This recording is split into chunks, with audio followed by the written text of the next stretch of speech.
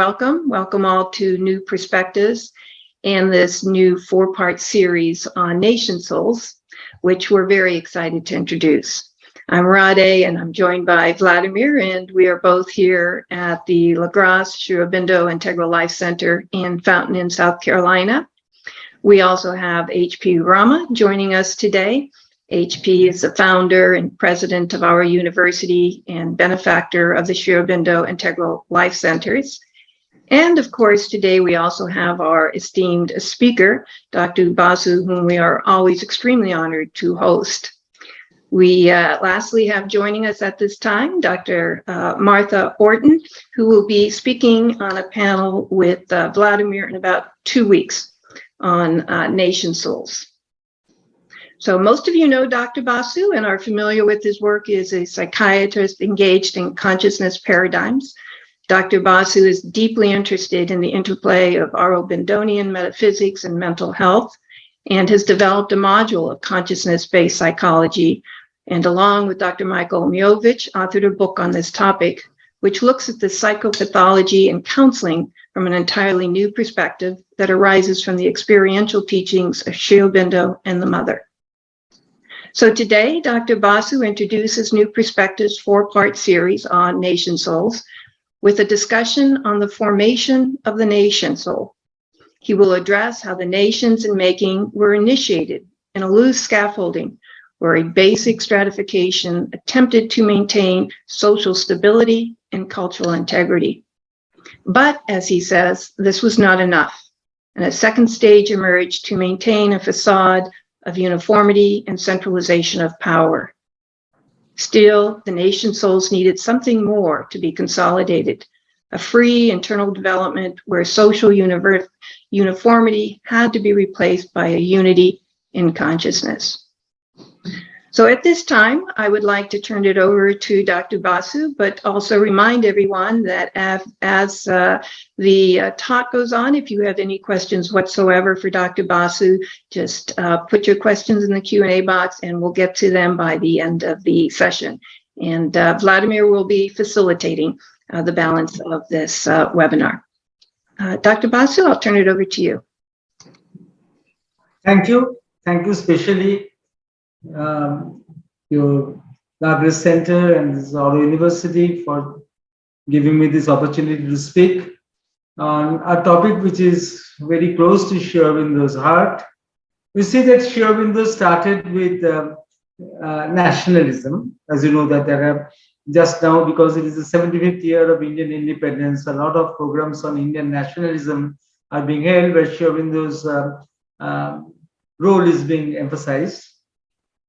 But on the other hand, you see, when Sri Aurobindo was confirmed that India would be free, it happened much early in his life, that when he was very confirmed that this freedom was going to come, and it was as true as the rising of the sun the next day. So then he turned his attention to world unity, to internationalism. And this is something which he has expounded in great details, but which unfortunately the intellectuals of the world who deal with social and political things, they have not given much attention, because they think that it was written during the World War I and it was relevant at that time. But actually, he was using the World War I background as a template for his future projection of his political vision. So that is very important, and you see that everything that he said today can be made relevant in today's times, because he was using it for his, what I say, that is future projection. And one of the first concern was that humanity is moving towards a world unity. That is something that is acting, and we cannot deny it. That is a unity which is already there, but which we are not conscious of, and humanity is wanting to move towards the global unification. And history will find out its ways how to achieve that, even if we don't want to deny it. And the second thing is, for him was most important was the synthesis or the harmony between individualism and collectivism, which actually has never happened up to now. You see, the individualism and collectivism, they have not been reconciled properly. So his whole treatise of ideal of human unity was to search that how these two could be reconciled. Even at hindsight, if we say that what were the of the many reasons for which the USSR collapsed, of course, there are many reasons, but there is one psychological reason, of course, which you cannot ignore, that the conflict between the classes, the brilliant conflict between the classes, which Marxism did, was not accompanied by an equally brilliant analysis of the conflict between the class and the individual, between the collectivity and the individual. So this is a great, what you call, dichotomy that is still going on. And Shobendra was finding out ways and means how to bridge that gap. And it is in this context, he gave his political vision, his thoughts on the social perspective of the world, and which is very difficult, as Vladimir was saying a few minutes back, that it is something which human beings understand very little, which is actually true. Human beings understand very little. So I will be presenting you Sri Aurobindo's the concept of how nations are formed. So there's a he has outlined all these things very methodically, and in a way he has done it in a way so that we can use it to think about how we progress about the nation idea in the future. So he's not talking about he's not concerned about only the past. He's not talking about what happened in the past and he lives it there. No, not at all. His concern of studying the nation idea was to see that how it progresses, and ultimately when an internationalism will come, what will be the fate of the nation? How is the nation going to join the orchestra of internationalism? Will it join like that with its uniqueness, or is it going to dissolve? So all these questions he pondered over it, and that's how he has presented his ideas, seminal ideas. And we want to go to his ideas straight away. So we do a sharing of the screen. So this is the Sri Aurobindo's perspective on the formation of the nation soul. So nationhood, as Sri Aurobindo outlined, there are 3 stages in the formation of a nation. And the first stage, of course, is something loose. No? There is a loose scaffolding. At first, there is a very loose scaffolding. You see, there is not something very consistent, something very coherent. You don't expect it at the beginning. So something like that is a loose scaffolding, which is resistant to progress. But you need to consolidate that scaffolding for social stability and cultural integrity. You need to consolidate that scaffolding. So this consolidation, how is this going to happen? As Sri Aurobindo describes that this consolidation required a social hierarchy. You see, it is needed. A social stratification is needed. A social hierarchy is needed. Otherwise, from that chaos, something solid will not come out. So there is something that chaotic, what you call beginning, that is happening when the nation idea has not been consolidated. And that time, the first thing that is happening is a social hierarchy. And with 4 social activities, which are very important, and both in the East and in the West, as Sri Aurobindo explains, both in the East and in the West, they were important. One was the spiritual function. Questions will give after we finish. We'll raise questions. Sonalidi will take the questions afterwards. You just keep in mind. I will just in flow tell about Sri Aurobindo's vision. So these 4 social activities: the spiritual function, political domination, the double economic function of mercantile production and interchange, and dependent labor. So you see that these 4 functions were there, and feudal Europe, as Sri Aurobindo explains, with this clergy, nobility, this bourgeois and proletariat, they had a very close resemblance to the 4-fold Indian order, the caste system. So you see, there's a remarkable correspondence with the social hierarchies, both in the East and in the West, because you need these 4 different activities. You need a spiritual function, you need political domination, you need economic functions, and you need service, you need labor. You need all these 4 things. Now, but in the West and the East, these social hierarchies arose from very different perspectives. But that is again a different story. You see, social hierarchy had very different origins in Europe and India. And Sri Aurobindo explains that in Europe, it came out from the social perspective. The social hierarchy came from the social perspective. In India, it was different. Actually, it was a spiritual seed idea, an intuitive idea that was expanded into a social idea.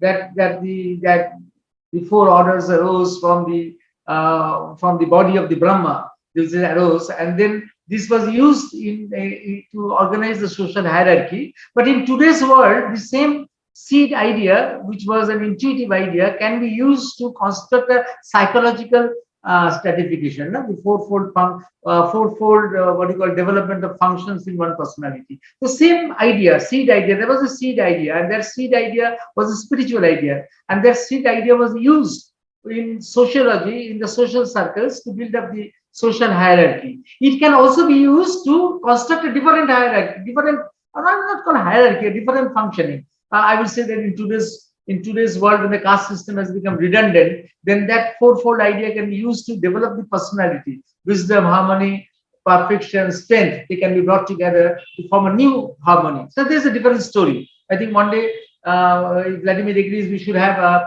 a thorough exposition on the Indian caste system, how it came. Very interesting from a spiritual origin, and now it served a social purpose, but that purpose it is not valid now, and then it can be used to serve some other purpose now. So that is a different story. But you see, the social hierarchy, what we are concerned here about the social perspective, in the social perspective, and when was the social hierarchy stabilized? When Shavindra explains that one or other social groups would dominate, and that domination would lead to the type of the nation idea that will evolve, that would develop. So that if the religious group predominated, so you could expect a theocratic state to develop. You see? But in India, the spirituality was so important, the Brahmins was so important, and the sannyasis were also given more, of course, more value than the Brahmins. But a theocracy didn't evolve in India. So that shows the experience elsewhere. Why? Then if a warrior group comes out, then there is a nation of military might, a nation of military power can come. If there is an intellectual group which is predominating, as we find in certain parts of Europe in the olden days, when the aesthetic culture developed, and then there can be periodic upsurges by the proletariat. You see, they will not come like that, like a religious group. There is a trajectory that develops into a theocratic state. The trajectory of the warrior group devolves into military state. The trajectory of the intellectuality develops into an aesthetic culture. But the proletariat doesn't develop into a trajectory like that, because it is more what we call spread out. It is more what you call diversified. And what can happen is there can be a periodic upsurge by the proletariat to change the power equations, and the nation's identity can be redefined. So the proletariat has that power. The proletariat has that power.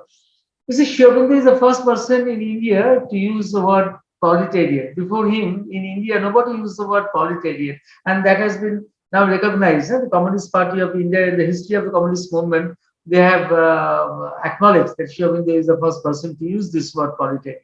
Of course, his meaning of the word proletariat and afterwards what was used, that was a bit of difference, of course, was there. Now, the nationhood, the first stage, despite limitations, this social stratification actually helped to grow nascent nationhood in Europe and India. So at the beginning, this social stratification, it served a purpose. It served a purpose. You cannot say that it was without a purpose. It was all bunk. It is not like that. It actually helped to standardize the societal functions and to standardize social activities. So in a way, the nascent nationhood that was developing, so that was being helped. And in the absence of social scaffolding, the push to nationhood was absent. This Shavindra emphasizes very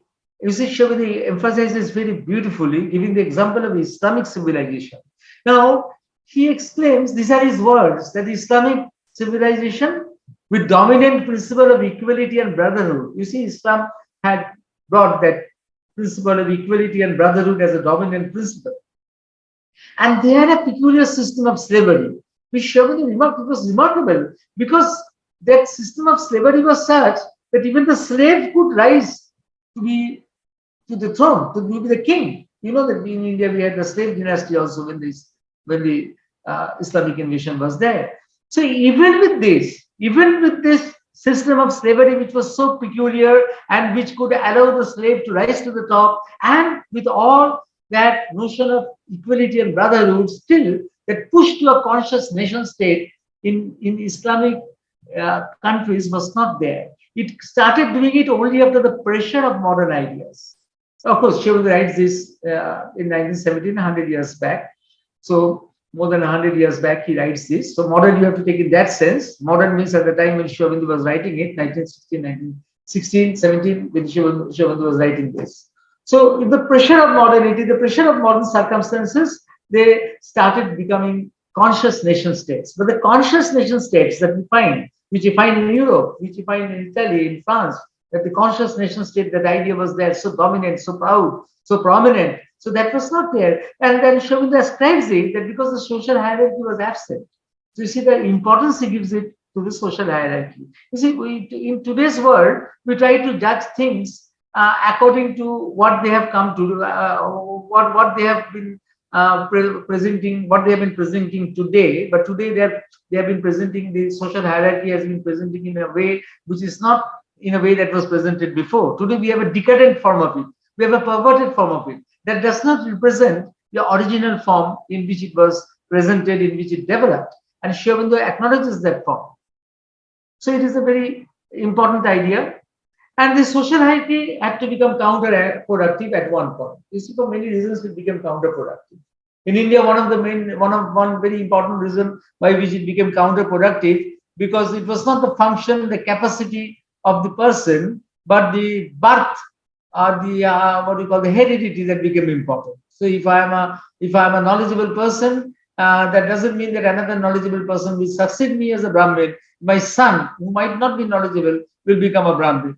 So you see that was one of the many reasons of downfall. In history, we have the ups and downs. Sri Aurobindo studied that in great extent, that how the social hierarchy became counterproductive, how the caste system became redundant. That's a different story, and we will not go into it. But also Sri Aurobindo studied that and explained it in great details.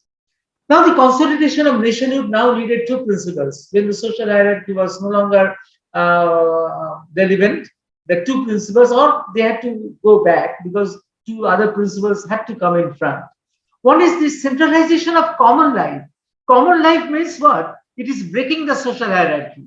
In common life, when you use the word common life, when Sri Aurobindo uses the word common life, he is meaning to say that here it is irrespective of your position in the social hierarchy. The common life is a commonality of life, the commonality of communal life. And that commonality of communal life has to come under a secular head. Of course, you see, Sri Aurobindo has used the word secular many times, and it's not the way in which today we use the word secular. We use the word nowadays, secular word is used in political circles in a very different way. But Sri Aurobindo was not using it in 1916 in that sense. He was using it in a more of, you say, in a sense of neutrality. Somebody who is not biased towards this system or that system, somebody who is concerned only with the society. So when he talks about secularity, vis-a-vis about the society and nation, he is not talking in a way in which today we try to understand secularism as something that is opposite to religion or spirituality. It's not like that. Sri Aurobindo is not talking about that. The sense is different. And the sense is one to say, you can say that is somebody ahead who is neutral, whose judgment is stable. I will not say non-judgmental, there's a very strong word, non-judgmental, but who is judgmental in a what you call respectable way. And second, which is more important, that the creation of a political self-consciousness. So these two things became now important. So this is the second stage of nationhood. The first stage of nationhood was something where from an amorphous matrix, something was evolving, and that social stratification helped to what you call structure that system. And when that structure was ready, then we had to go to the second stage, when you have to centralize the common life under a secular head, and you have to create a political self-consciousness. And you see, it was necessary because Sri Aurobindo said that if the social hierarchy continued to remain, what would happen? At one time, they had to go. If they continued to remain, then a warrior class or a theocracy would actually emerge to dominate, and the rest of the people could suffer like anything. If this second stage didn't come, If this centralization of common life, this impulse didn't come, then the social hierarchy would remain and would give rise to a warrior class or a theocracy that could actually dominate and exploit all other classes. So you see, it was a necessity, it was a historical necessity, a necessity of the collective consciousness that is growing, that this should happen. So they're showing those words that the direction needed was a change from spiritual or political authority, to centralization of common life under a secular head. So in some places it was this religious authority which was dominating, in some places it was the political authority which was dominating. And then regardless of the spiritual or political background, the common life was to be centralized under a secular head. Of course, if religious tendency was strong, then one could conceive of a national head who would be fountain of authority in both the departments, both in politics and in religious matters. One could be the fountain of authority in both the domains. So that was something. It was not for everybody, for in some countries. So that could be necessary. And the creation of a political self-consciousness was needed, without which a separate nation unit cannot be successfully formed. You see, without a political self-consciousness, you cannot form the idea of a nation. You cannot form the idea of a nation. You need to have a political self-consciousness. Very important. You need to have a political self-consciousness. You cannot say that I want to be part of the world, part of the nation, and I want to be above and without politics. It's not like that. You need to have a political self-consciousness, which is very important. And a church or secretarial class cannot form the organized political unity of a nation, because Soumitra said that their motivation is different. The motivation of the church is different. The motivation of the secretarial class, like the Brahmins, they were different. So they cannot form the organized political unity of a nation. The organized political unity of a nation needs a different motivation. You cannot have the old type of motivation active. Of course, Soumitra gives that the exception was only in Tibet, where the secretarial class became the ruling political class. So in Tibet, it was a very different experiment. It was a very different experiment, that the secretarial class became the ruling political class, but that only happened there because of a very strong mystical and occult tradition was, of course, behind this thing, so that this could actually function well. So it needed a mystical and occult support so that this could be sustained. Without that, you see, it is difficult to sustain sustain this, that the secretarial class will become also the political class. There would be people who would be killed, you see. So there must have been a very strong occult and mystical tradition behind in working in Tibet, so that this could actually exist. Now, in nation of the second stage, what was the Indian scenario? India did not have a all-pervading national self-consciousness, which was distinctly separate from spiritual and cultural oneness. So we had a spiritual oneness in India, from Kashmir to Kanyakumari.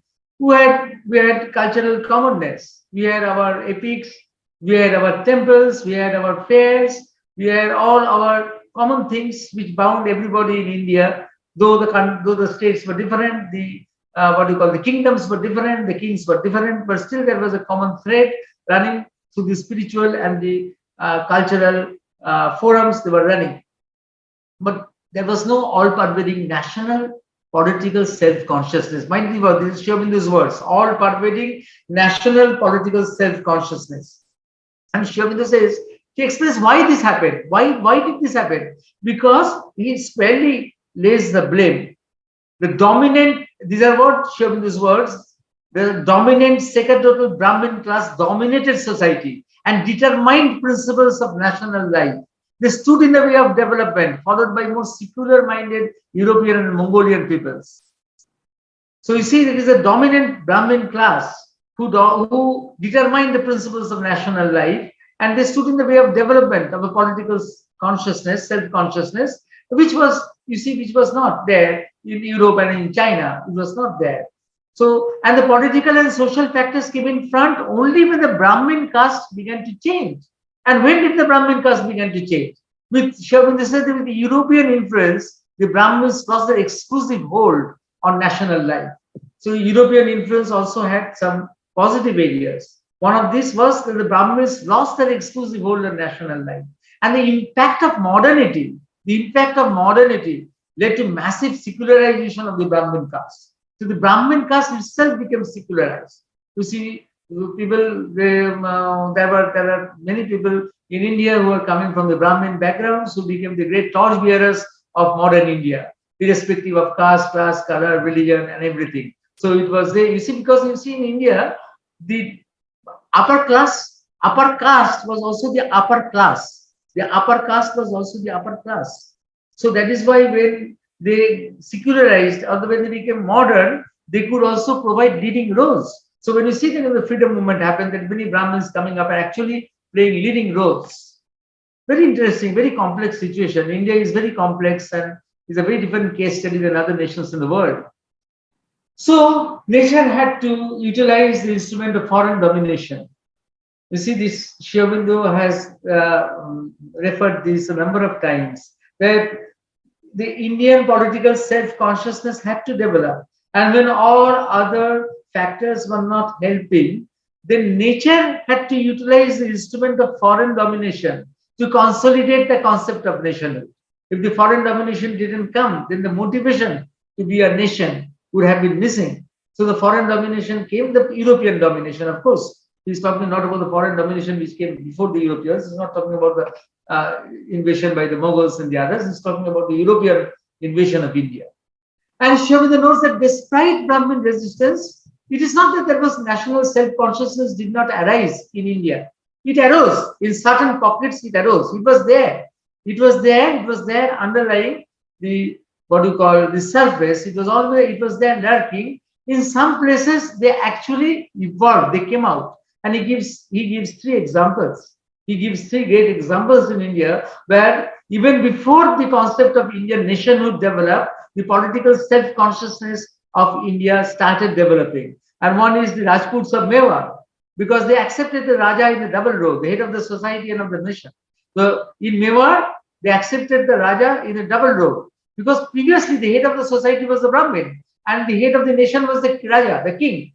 But in the Rajputs of Mewar, they made a shift. So it is not that they would need a Brahmin to be the head of the society. The king could also be the head of the society. And Guru Gobind Singh's Khalsa, you see, it became a common secular and spiritual center. There's again a very interesting story, a very great story that is followed from Guru Nanak's tradition. You know, Guru Nanak had his first spiritual realization was a voice came to him that there is no Hindu and there is no Muslim. And he tried to make Sikhism what you call a synthesis between deeper ideas of Islam and Vedanta. And Sri Aurobindo said that he did it much ahead of his times.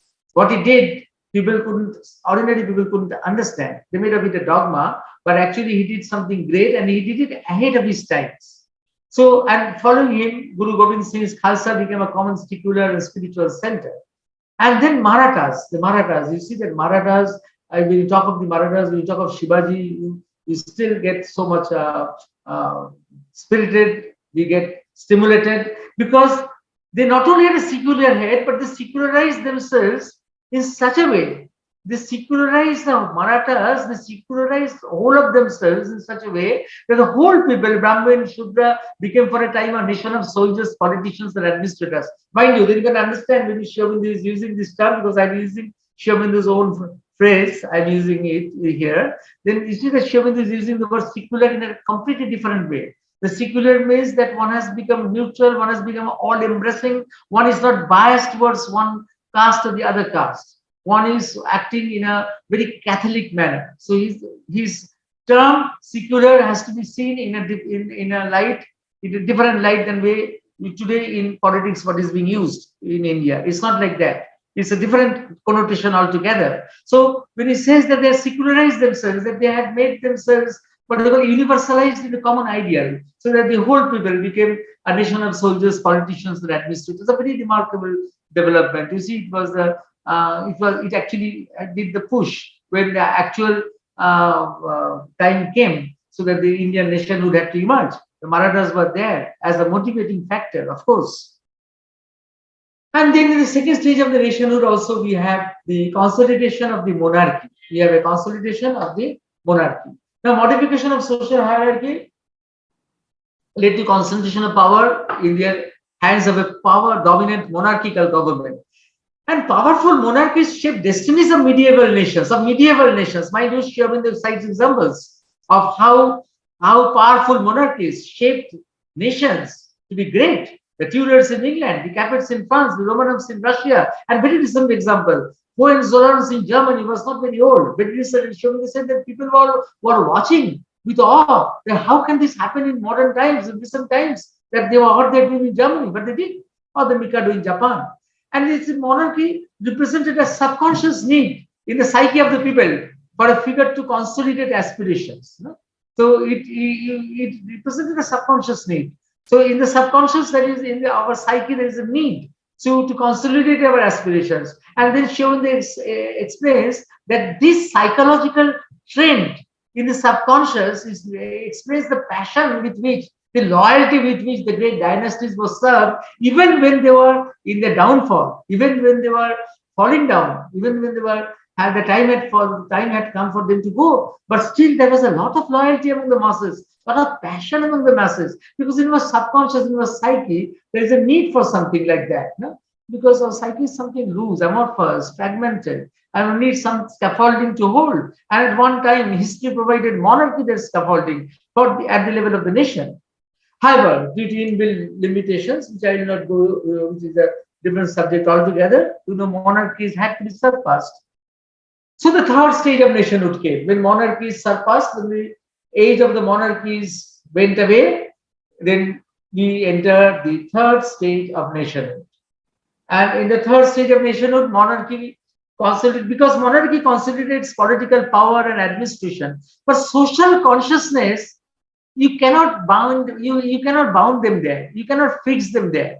Only with your fixing of political power and administrative unity, you can't have a mastery of the social consciousness. So when the aggregate is stabilized, now when the aggregate is stabilized, the psyche of the aggregate, they need an expansion. There is a need for an expansion. They need to expand. And how are they going to expand?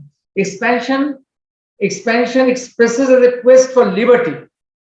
This need for expanding, even in the social aggregate, it comes, you see, as a quest for liberty, freedom. And they show the experience, you see that freedom, when you talk about the individual, there is one thing.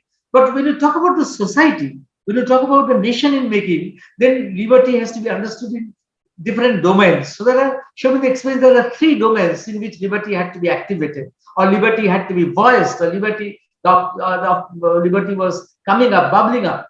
One was the social religious sphere, because this ecclesiastical orders despotism, the religious despotism had to be given away, so that man is mentally and spiritually free. Man cannot remain mentally and spiritually bound to religious dogmas, dictates. Something will be given from the pulpit, and you have to follow that. The human nature cannot remain bound for a long time to that. And then the socio-political sphere, because the monopolies of the rulers have to be rid of, so that everybody can take share in national power, prosperity, activity. This reminds me, you see, because I'm a psychiatrist, and one day a schizophrenic patient who was well, at that time he had lost both of his legs in an accident. So he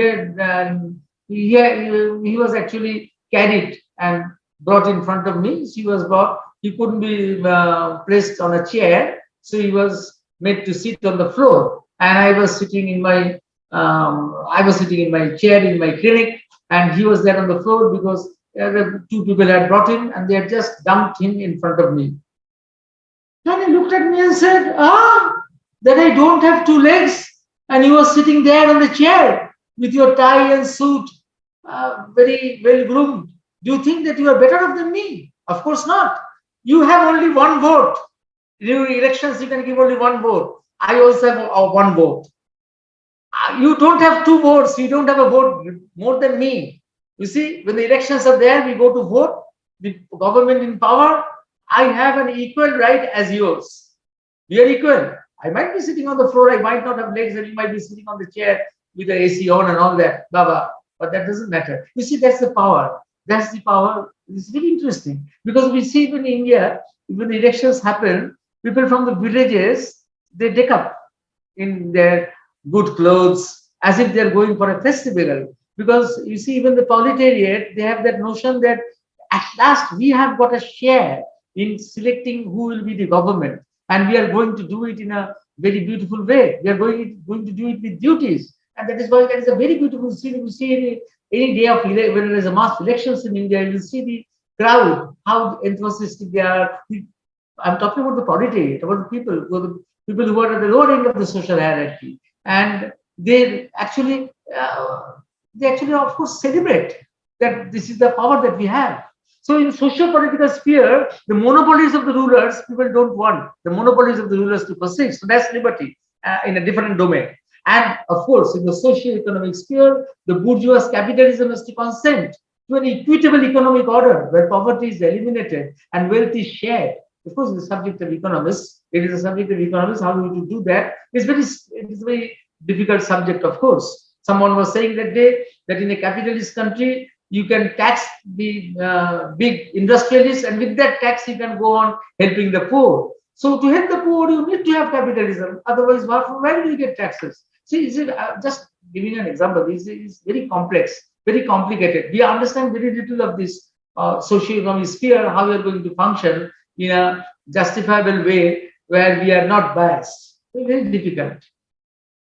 Now, the collapse of the monarchy. Monarchy had its historical value when it consolidated uniqueness and vitality through uniformity. You see, through uniformity, it consolidated uniqueness. Showing the sides of new monarchies in England, from Edward IV to Elizabeth, the Bourbon period in France, from Henry IV to Louis XIV, the rule of Peter the Great and Catherine in Russia, and some other specific instances. He was such an avid reader of history. He writes about European history as if he is writing it from the middle of Europe. You know, Vladimir, which I feel that, you see, seeing something from outside and write it is one thing, and being inside the whole thing and writing it is different.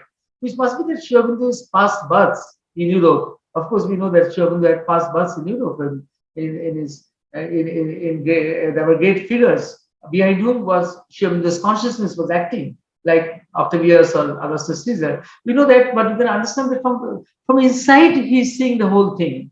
And now, what Sri Aurobindo was emphasizing, that the monarchy had to go collapse because it implied absolutism.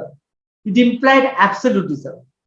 And then, of course, absolutism is a trend that surfaces at times. Even in Russia, Germany, and Italy in the first part of 20th century, you see, this movement of the trend of absolutism, in Aurobindo's words, they achieved an astonishing completeness in totalitarian states, which never happened in the nations before, which were monarchical nations. They couldn't achieve that. What was achieved in Russia, Germany, and Italy in the first part of the 20th century. So the things can come to such a pass. As things go, as people want more and more liberty, you see, people in the first part of the 20th century, people were wanting liberty. The French Revolution had occurred before that. But even then, that trend to absoluteness had not diminished. It was acting with more power. So that is important. That is very important to understand. Things don't go on. Huh? Asuric forces remain. They are very powerful. And the problem of absolutism, what is the problem of absolutism? Sri Aurobindo explains that it is not only political authority or administrative control, but to have absolute power, you have to have moral policing. That means you have to have full religious power has to be in your hand. Therefore, monarchical authority had to be complemented by religious uniformity. And when you have religious uniformity, you deprive individual liberty. So you see that without moral policing, you cannot have a complete absolutism. And Sri Aurobindo explains that this is the reason why the religious wars happened in France, why Inquisition happened in Spain. It is the reason why the czars attempted to impose an absolute national church. All these things, behind it is this psychology behind this. The psychology behind this is this absolutism, wanting to have religion as its handmaid. The monarchical statement, religion is the handmaid of a secular throne. You see, it also happened, in history, that when the Spain Inquisition went to a great extent, and the Pope the papacy, which had once advocated the Inquisition, wanted to stop it, he was opposed not by religious fundamentalists, but by the Spanish throne. This is such a travesty of history. The Spanish throne opposed the Pope when he wanted to stop it. You see, when they started it, but they wanted to stop it when it went out of control. But then the then it was the throne which was wanting not to stop, not the religious fundamentals. So you see, this shows the importance of what Sri Aurobindo says, that political authority and administrative control is incomplete without moral policing if you want to have an absolute power. So this state can last only up to a point until liberty achieves a certain momentum. So until liberty achieves a certain momentum, the force of liberty attains a certain momentum, this phase occurs in the history of world. So what happened that at a time came when the monarchy became self-destructive. The whole what you call the concept of monarchy becomes self-destructive. And then Sri Aurobindo describes how it became self-destructive. The sacerdotal authority of the church could not be maintained by sword and law. You cannot maintain religion by sword and law. You cannot do that. The aristocracy, they had privileges. Though the aristocracy had privileges, but they became questionable to classes below it. You see, in spite of the aristocracy, they were given some privileges, they were given. The absolutist power gave some privileges to the aristocracy. But notwithstanding that, they were questionable to the classes below it. And the bourgeois, Sri Aurobindo said that they were intelligent enough. They retained a lot of intelligence and cleverness, retained. And because they had that intelligence and that cleverness, they understood that they were being made politically and socially inferior, and that irritated them. And therefore, they wanted to lead the revolt. You see, they wanted to lead the revolt. The revolt that came was given the lead by the bourgeois, who, because they had that intelligence, knew that they were being socially and politically, they were being marginalized. And then the masses, the dumb, oppressed, they rose with this new support and overturned the whole social hierarchy. These are Sri Aurobindo's words, that the masses, dumb, oppressed, rose with this new support and overturned the social hierarchy. It led to the collapse of the old world and birth of the new age. You see, the collapse of the monarchy and the birth of the nation state that we see today. Now, this quest for liberty triumphed against this absolutism of monarchy.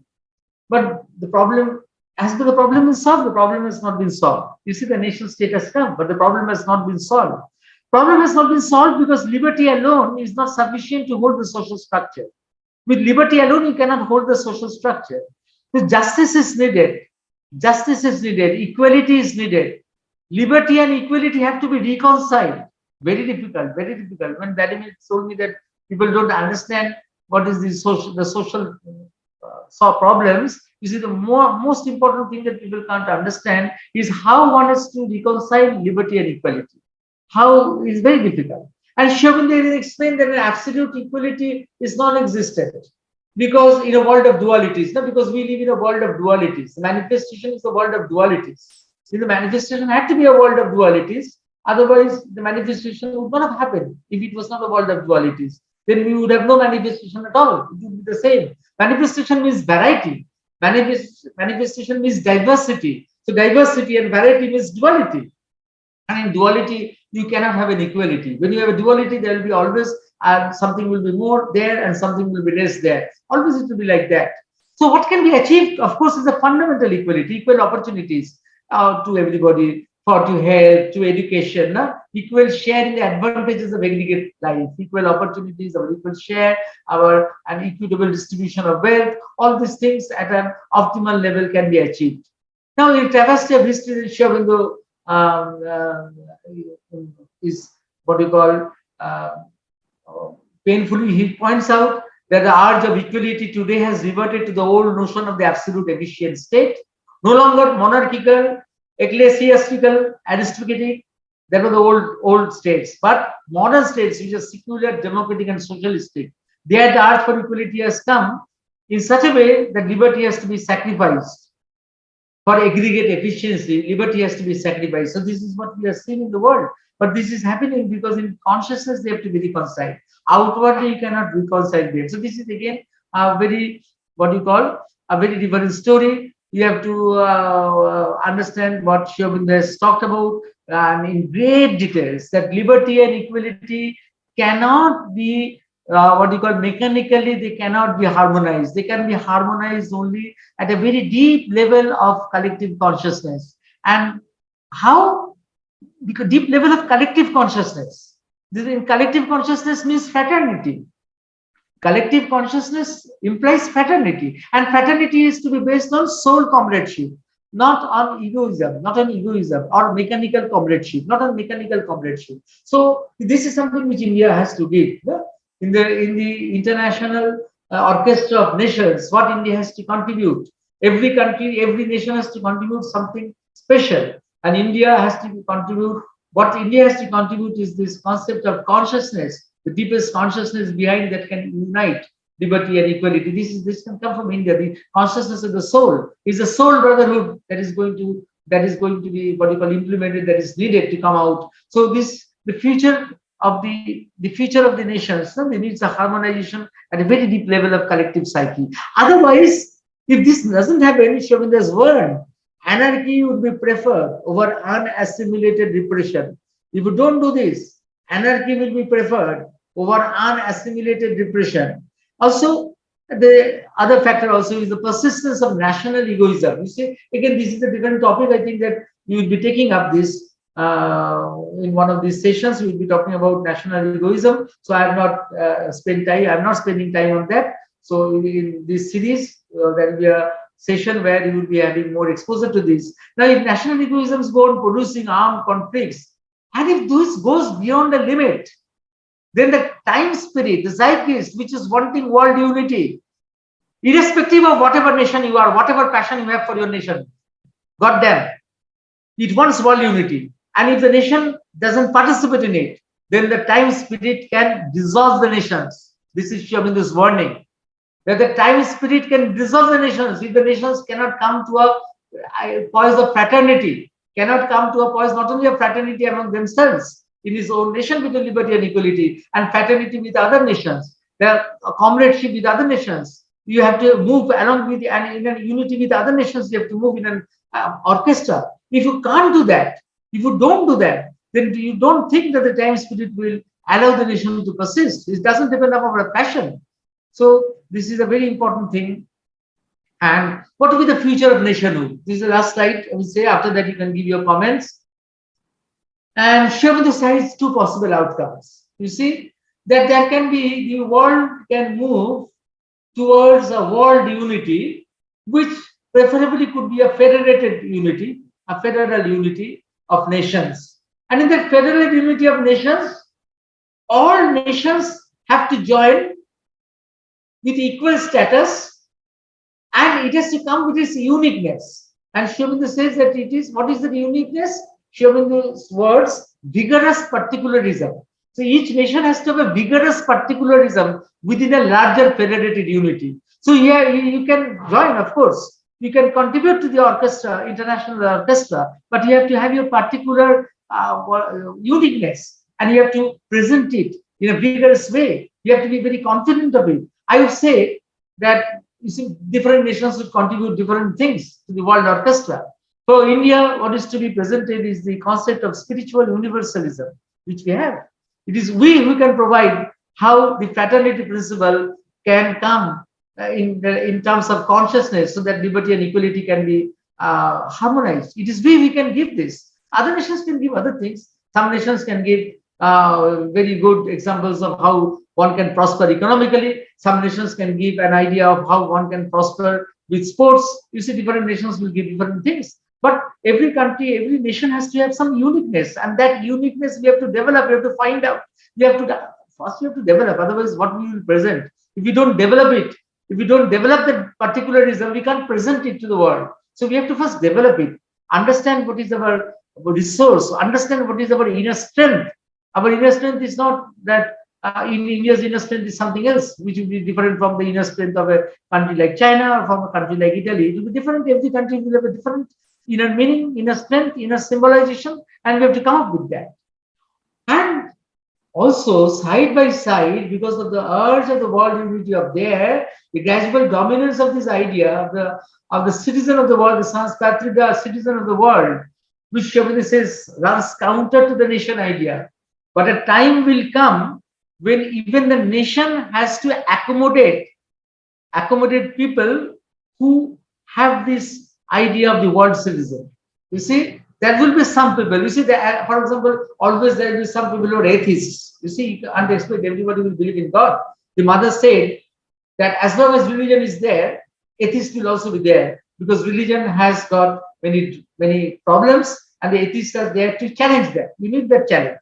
So like that, as long as nations are there and national egoisms are there, so side by side, something else will also develop, and the nation has to come to terms with that. The nation of the future cannot, afford to ignore this idea of the science factory, the citizen of the world. The Shivendra said that is going to come, that it is going to dominate. You just can't drive it away. In fact, it can be good, because when it comes, then the nation idea can be stabilized more. You see, if you are not taking care of the nation idea, you are immersed in national egoism, and if some people want to go beyond the nations, then the nation, the people who are with the nation idea, they will find out what is their deficiency, and they can correct themselves. So in a way, this is the balancing. But this balancing that will happen in nature, because nature wants unity. Nature wants unity. Nature wants unity, and we can't deny that unity is a principle of nature. Unity was there in Sachidananda. Unity was there in Brahman. Unity was there in creation. From Brahman we have come. From unity we have come. From to unity we will go. So how can we say that we will live as separate nations, daggers drawn always throughout? It can't be. Unity is the watchword. Unity is the main thing. Unity is reality. So the unity will always there. Unity will always be there. The impulse will be always there. And we have to recognize that. And if we have our national egoisms, and we can persist with that, then we also have people like that, and we have to acknowledge them. We have to be with them. And finally, Sri Aurobindo says, a bit humorously, the nation might persist, but with the reduced and subjected vitality, it goes on like this, or any living spirit of particularism or separatism. If you don't have any living spirit of particularism, if you are not sure of your uniqueness, if you are not sure of your uniqueness, you are just going on fighting, and you are just going on amassing weapons and trying to show that you are mightier than the other nations. You are doing that, then the nation will persist, but as a convenience, as an administrative rather than a psychological fact, like a French department or an English county. These are Sri Aurobindo's words. And however, Sri Aurobindo has also assured us that even if there is a federation of world union, where all countries have come to a federated setup, and in that federal setup, the unity is mechanical, the unity is not living, doesn't have any consciousness, doesn't have any vibrancy, then the nation idea can again come from the collective, what you call unconscious of the nations. It can again rise up, and it can reassert itself. So the nation idea is something that is still will be there. It will be there in the collective unconscious. You can't, it was there so long, you can't just wipe it away. So if in a different world we have come together on the basis of a unity, of a federated unity, where all nations will contribute to something or the other. But if that unity is mechanical, if the unity doesn't have any value in terms of consciousness, then the nation idea can again have a resurgence. It again have a comeback. Finally, I would say that the mother wanted that in a new United Nations, something like the Security Council will be replaced by a forum where each nation will be represented by the best person, one single individual person, but that doesn't mean that the bigger nation will be represented by many persons. Not that. Each nation is representing a psychological idea. Each nation is representing a psychological uniqueness. Each nation is something unique in terms of consciousness. So each nation will have a same role, and each nation will be represented by a single person, regardless of your size or shape or your population. That doesn't matter. And in a new type of world unity, when there is a new type of world council, then we have a council like this, where each nation will have its best person who is representative of it as a member who is forwarding its case. So thank you. This is just the starting point of this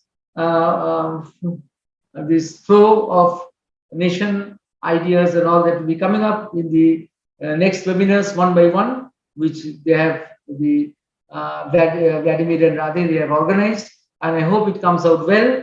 And they start from where we are ending today, so that some of the seed ideas that we have given here, you will find it more expressed in the coming webinars that will be following. Thank you. I would invite not only questions but also comments, because this is something which is of something which one should think about, comment about. I give the mic to Vladimir.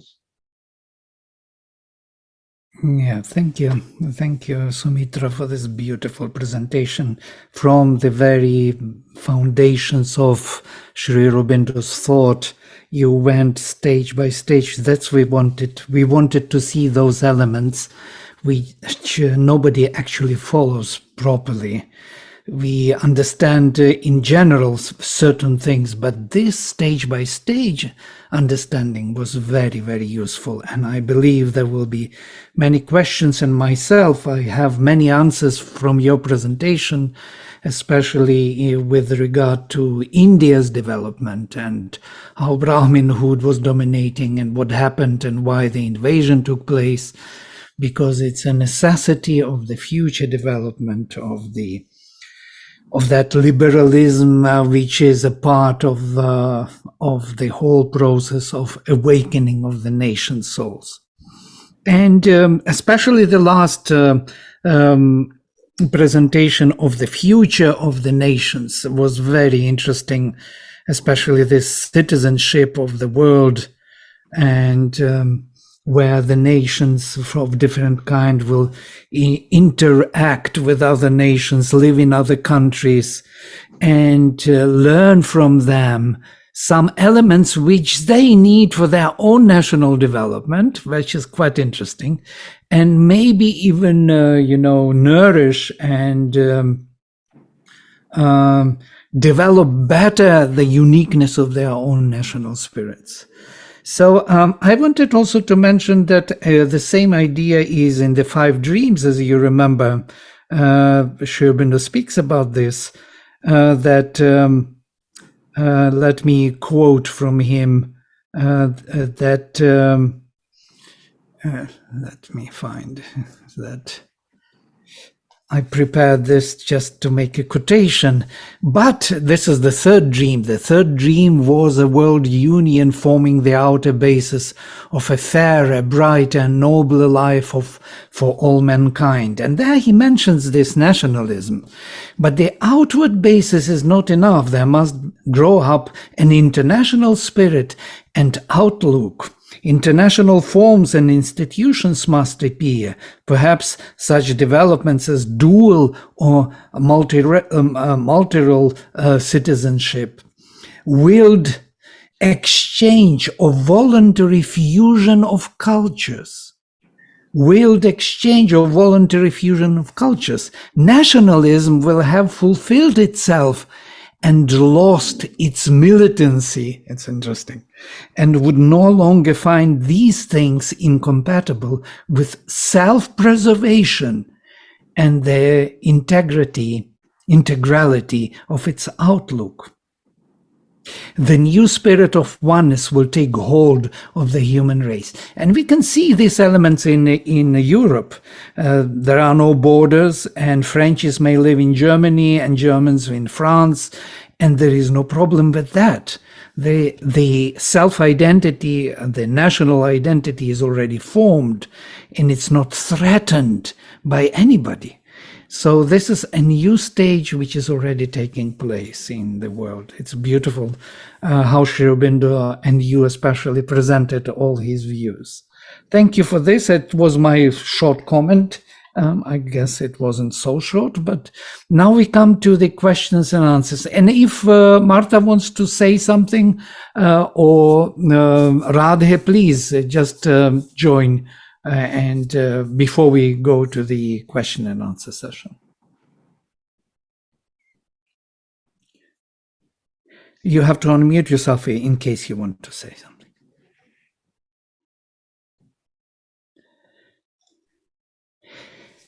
Right, then we come to the questions and answers. There are long, as you see, long questions here. I read the questions. Okay. But you have to read them, for the audience, you have to read them. Right. So you start from the bottom and go to the top. Oh, from the bottom to the top. Okay. So I come from this. Are the references from Sri Aurobindo all from the human cycle? The ideal of human unity and war and the self-determination? Mainly from chapter 13 of the ideal of human unity. These references are mostly from chapter 13, some from others, chapters, but from the ideal of human unity. Yeah, thank you. Mother had written in the beginning of the 20th century that she belongs to no country, religion, etc. How is that powerful statement of hers related to the idea of Saint Patrick? And she was a world citizen. You know, see that famous statement of her when she applied for the Indian citizenship, that I am French by birth and early education, I am Indian by choice and predilection. In my consciousness, there is no antagonism between the two. I hope I shall be allowed to remain French while I am Indian. So that set the tone for multiple citizenship. You see, that actually set the tone, which afterwards came to came to happen. Multiple citizenship, it was Shiominda's idea. Shiominda had first hinted about multiple citizenship. And when mother gave this statement, it was the first practical statement of being a multiple citizen. So she is, of course, she is the world mother, and she has transcended all nations, all things. She has transcended all. And at the same time, she has included everything in her bosom. So she has included all the uniqueness of all the nations. She was quite aware of them. She carried in her consciousness the uniqueness. And again, she would be the transcendent mother. She was beyond also. So by the way, yes, she's a unique case because India does not permit double citizenship. So she had her double citizenship, French and Indian. Yes, thank you. Thank you very much. There is another question. I'm living in Belgium. Say it again? Belgium. You read out this question. Okay. I'm living in Belgium, and my feeling is that our present monarchy, a young couple, very spiritual, open to all, and always talking of unity, is holding the country together. Belgium is made of extreme political regions, what I'm saying. Political regions, right, extreme right in the north, left, extreme left in the south, Brussels in the center, with a very mixed population and good percentage of Muslims. I may be wrong and not especially fond of monarchy, most probably, but without it, I wonder if we would still have a country, at least for the time being, as the North has a high demand for independence. I'm looking forward to your vision on this. So it's about Belgium. It's complicated. And monarchy, does it play any role? But I would say that as she described the present population of Belgium, there is a lot of heterogeneity there. And for a political self-consciousness to develop from such a heterogeneity, until that develops, then you have to have certain means like the monarchy or all these things. They serve a purpose until something develops. You see, it has to be, people have a subconscious need to hold on to something. And until things are ready, they have to hold on something which is already there, which is time tested, because the political self-consciousness has to develop. Now, in that mass of heterogeneity, how long it will take to develop? If you ask me, what is Shiominda's contribution to Indian nationalism? I will say that the first thing, he consolidated the nation idea of India in the psyche of the race. You see what he has done. What he has done during that very small time he was there in the freedom movement, not much. 1909 he was released, and then 1910 he is in Pondicherry. So up to that time, what he has done, but he has consolidated that psyche of the nation, so that in that mass of heterogeneity, and that was helped in many ways. For example, as he has given an example that the Muslim invaders who had come here, they assimilated into Indian culture. They didn't remain as something separate. So that was already a homework was done. You see, a homogeneity has to come. In a mass, a homogeneity has to come so that the political self-consciousness develops. if you see from the psychological perspective, unless a homogeneity comes, how will a mass consciousness develop? So in India, the background was developing, and then there was the spiritual and cultural oneness that was there.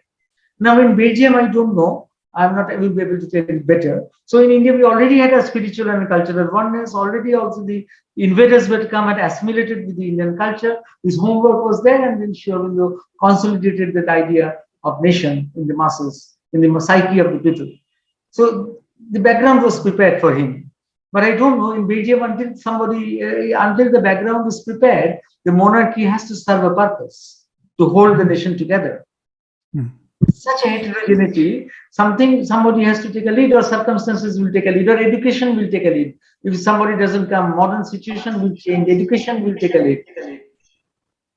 Right. Or somebody from Europe can comment. I am not from Europe, so it is not proper for me to comment. But I think somebody who is conversant with European culture, with European things, can comment on this. From the people who are listening, somebody can comment.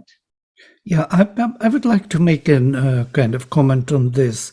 The question was around the monarchy, which is holding the ground for other processes to take place, unity and so on. And it's quite interesting because this is the very definition of monarchy, not only in Belgium, but also in Norway and all other kingdoms who are kingdoms. Yeah, they have democratic countries, but they have, or Britain for that matter. Yes, they have a queen. But their role is very interesting. Their role is needed for the transition between different states or different governments, yeah, different elections. They are securing the ground of the same direction of development. And in the time of war, when there is a destruction, they come into power. So basically, they hold the ground for all the changes, so to say, from the past, the best formation of the past, as Sri Aurobindo says, this monarchy of the second stage of development of nationhood, and they are not actively participating, but passively, so to say, as a background, securing the development. It might be the thought of it. I was thinking about this before. What are they doing there? They are doing not much, but they are providing that security of change, of proper development. And there is one more question, the most kind of challenging. Dr. Basu, can you elaborate on the emergence of the soul of nation?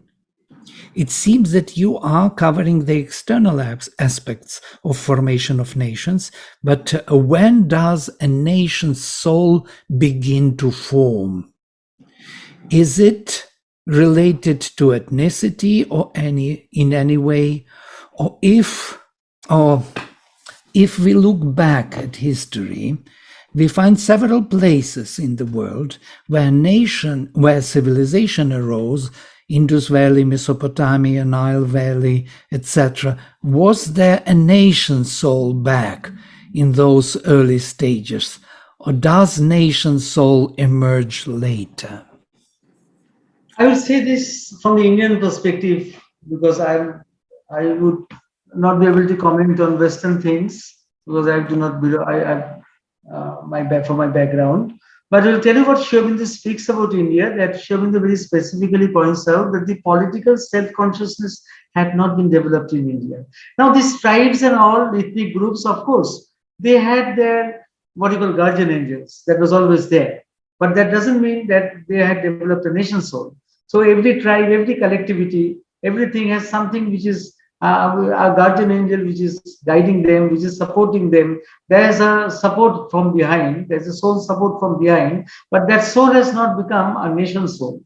So therefore that, what you call very primitive, what you call support, soul support that is maintaining the tribe, maintaining an ethnic group, to become a nation becomes a bit different. Then it has to become more sophisticated in terms of thinking, in terms of intellectuality, in terms of the people, in terms of social functioning, which have to be stratified, and to support them. You see, the nation's soul has to slowly develop. Sri Aurobindo says that it is still developing. It is still not developed. So this is because until the concept of fraternity is stabilized on soul comradeship, liberty and equality cannot be reconciled, and you cannot have, because the nation soul is different from the soul when we talk about a spiritual soul. This nation soul has to be seen in a social perspective.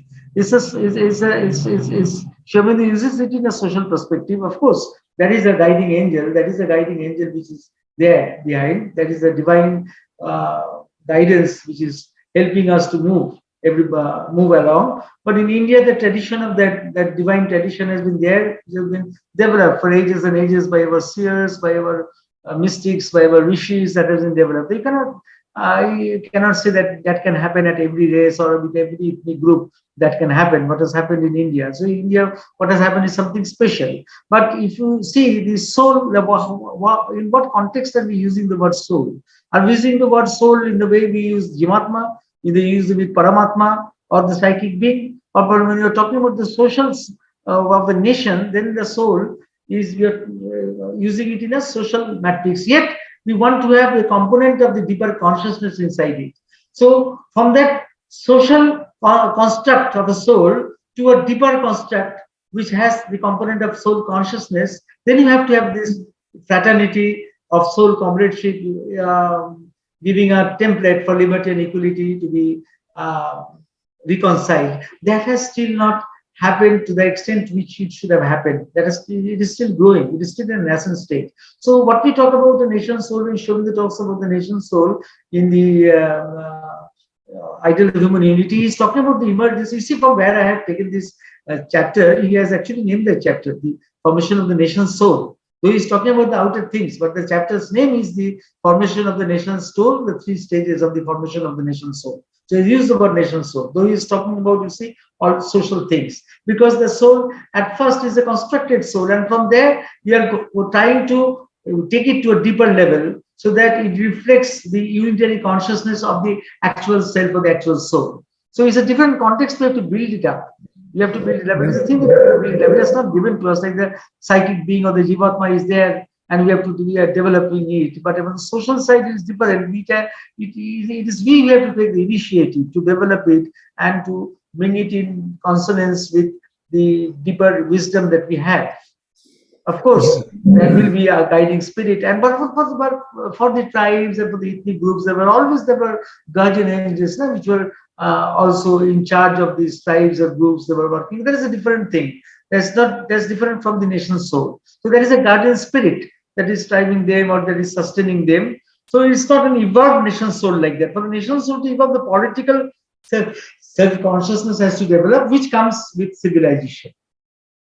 I think very good to add to this. Right. Thank you. Thank you very much for this exploration. And if Martha or Radhe, please, if you have some thoughts or questions, please go ahead. Yeah, no real question, but just really wanted to thank you, Dr. Basu. It was just a wonderful way of launching the foundation of what's going to be this 4-part series, and we're hoping you and others will just stay with us throughout this. But I just wanted to thank you and express my appreciation. Yes, thank you very much. Thank you.